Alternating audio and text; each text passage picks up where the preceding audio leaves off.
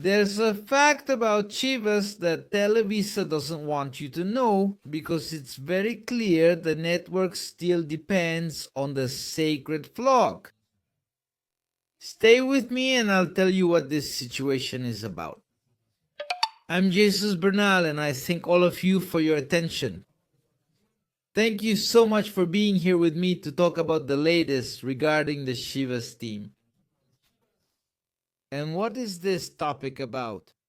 What is it that they don't want us to know? Stay and we'll talk about it.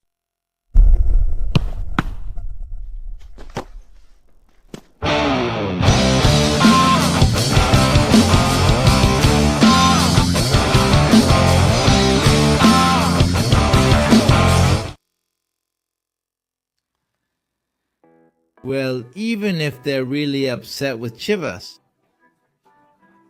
and even if it hurt when they moved to Amazon Prime and you lost some money because of it, the reality is that Televisa's dependence on the Chivas is still very obvious. And the thing is, yesterday the newspaper record published a revealing fact. The two regular season matches with the highest viewership this year, 2025, they have to do with the Chivas. Yes, out of all of them, the two with the highest ratings have to do with the Chivas. The first one was the Chivas vs Atlas match from last tournament where Guadalajara was playing for a chance to get into the play-in, which in the end they couldn't do. They tied 1-1 in that match. According to the newspaper, Televisa recorded 14 million viewers and it was their most watched match as far as the regular season is concerned, okay? The game that took first place, and that's where it stayed because the regular season is already over. It was America against Chivas, which reached 18.2 million viewers. Guadalajara won 2-1 at Estadio Azul.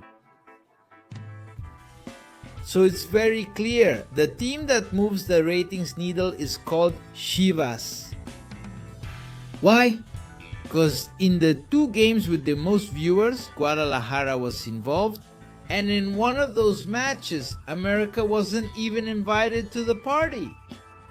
So I insist, regardless of how upset they get about losing the broadcasting rights, it's clear they still need Guadalajara in order to do business. So, well, that's the situation with the Chivas team, which definitely, even though he's not well liked over there, he's still necessary to generate money for the television network.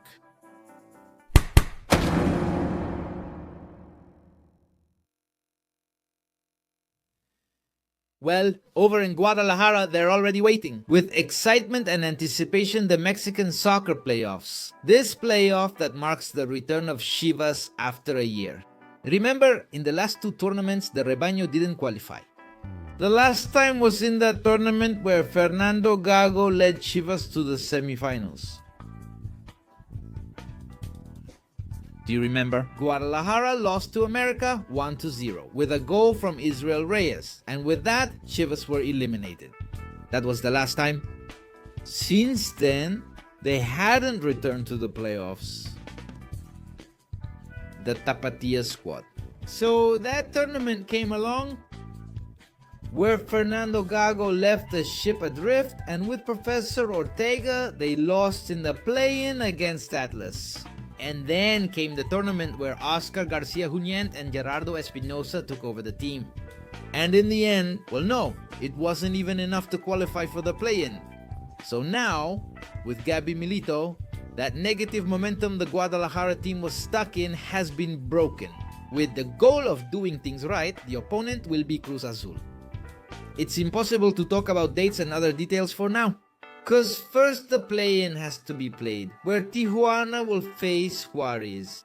Whoever wins will face Tigres, and then the loser of that match will face the winner of Pachuca vs Pumas. The Pachuca vs Pumas winner will play the Tijuana vs Juarez loser. It sounds a bit confusing, but whoever wins that series will have the prize of facing Toluca. So Chivas avoided all of that and is directly qualified for the playoffs.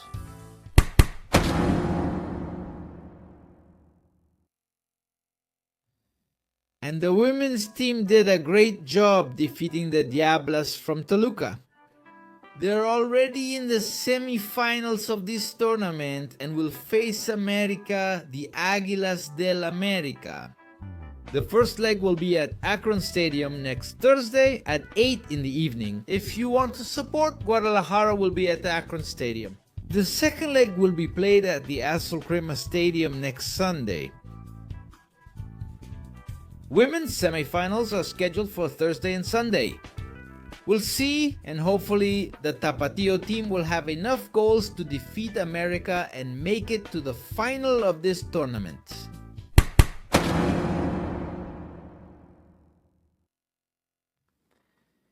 And well, one of the big questions is, what role will the Chivas players have in the Mexican national team? How far will they get with Vasco Aguirre? It's clear that players like Piojo Alvarado are highly valued. I would label him as a starter. Roberto El Piojo Alvarado is usually a starter, and I think he'll start against Uruguay.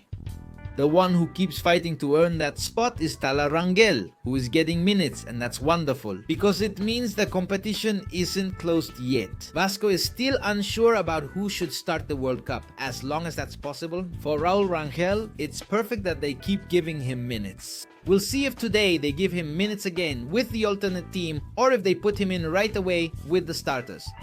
What about Armando La Hormiga Gonzalez, who just got his first call-up? I think it would be interesting for Vasco to use him to see what he can contribute at another level.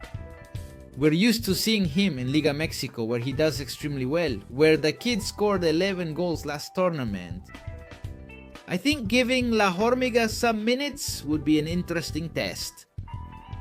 For him to face teams like Uruguay or Paraguay, to see if what he shows in the league can be replicated on the international stage. So stay tuned, guys. Let's see what happens with the Mexicans, as it will be next Saturday when they play against the Uruguay national team. Alright, we'll leave this video here. Thank you very much for your attention.